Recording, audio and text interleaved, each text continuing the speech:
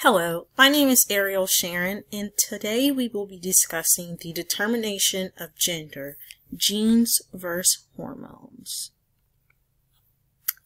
So what does chromosomes have to do with it?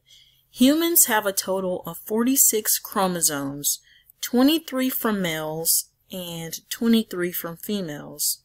The genetic sex of an individual depends on the sex chromosomes. If you look over here, females have chromosomes that are XX, while males have chromosomes that are XY. In the absence of a Y chromosome, an embryo will develop into a female.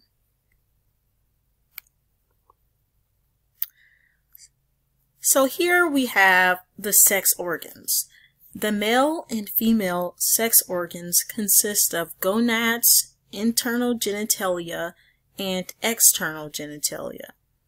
Internal genitalia is the accessory glands and ducts that connect the gonads with the outside environment. External genitalia is all of the external reproductive structures that are visible.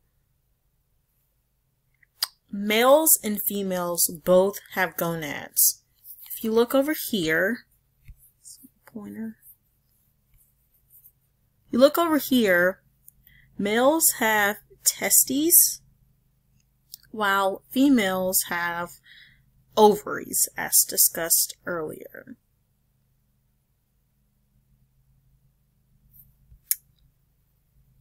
Okay. Males have testes and females have ovaries once they are eventually differentiated. So, what role does genes play? The determination of sex depends on the presence of the sex-determining region of the Y chromosome, which is known as the SRY gene.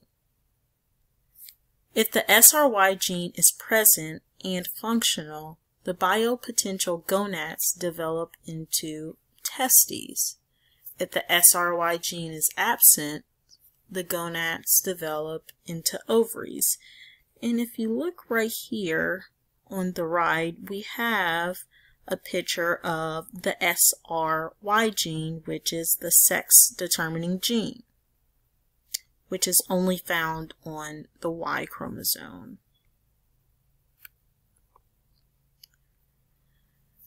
Next, we have male embryonic development. So as discussed earlier, males contain a gene that's known as the SRY gene, which is the sex-determining gene for a male. It determines if an embryo will develop testes. Testosterone cannot be produced until the gonads have become testes.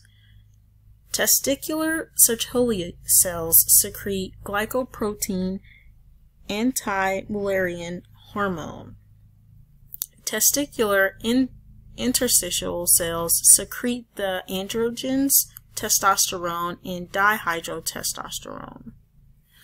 And if you look over here, where's my pointer? Over here, you'll see the differentiation for masculinization versus feminization. Over here we have those Mullerian ducts that degrade, which go into the Wolffian ducts, which become the epididymis and the vas deferens and seminal vesicles, which creates testes, and that's how male is usually developed.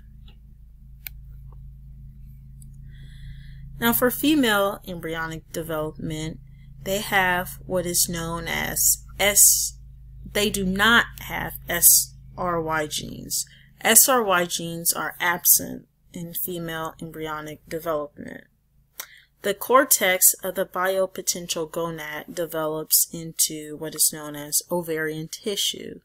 Since testicular AMH is absent, the Mullerian ducts develop into the upper portion of the vagina, the uterus, and the fallopian tubes. Due to the fact that there is no testosterone, the Wolffian ducts degenerate. Without dihydrotestosterone, the external genitalia will take on female characteristics. As you look here, the feminization side, the Wolffian ducts degrade. Then it goes down, and the Mullerian ducts become the uterine tubes in the uterus, and then you have the development of ovaries. Okay, so another point to mention is gametogenesis. So the timing for gamete production is different for males and females. And this all occurs like in the cell within the formation of the zygote. So females are born with all their cells, with all their eggs, and males manufacture what is known as, sperm continuously throughout their life. So today I have discussed the role of genes and hormones that play with producing either a male or a female. Now it's time to review some questions.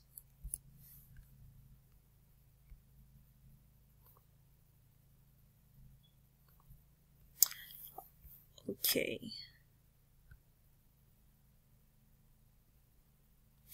So here I have created a study guide that you guys could go through, and I will go through this with you. So number 1, which part of the male reproductive system is responsible for sperm storage and maturation? That would be the epididymis, which we discussed briefly in the slides. Number 2, which of the following is responsible for the production of germ cells? That would be the ovaries. Number 3, where does fertilization take place in the female? Fertilization takes place in the fallopian tubes. Number 4, what is the site of sperm maturation and storage in males? That is the epididymis.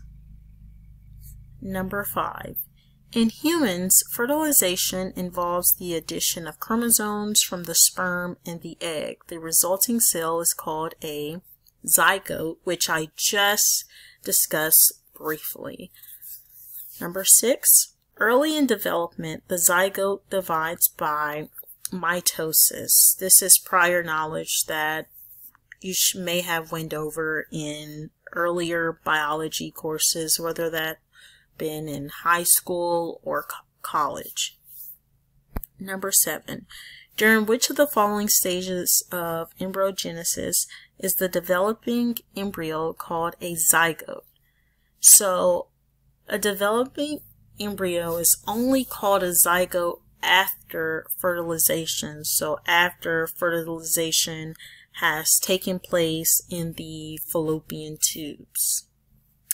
8, which of the following is not true? Okay.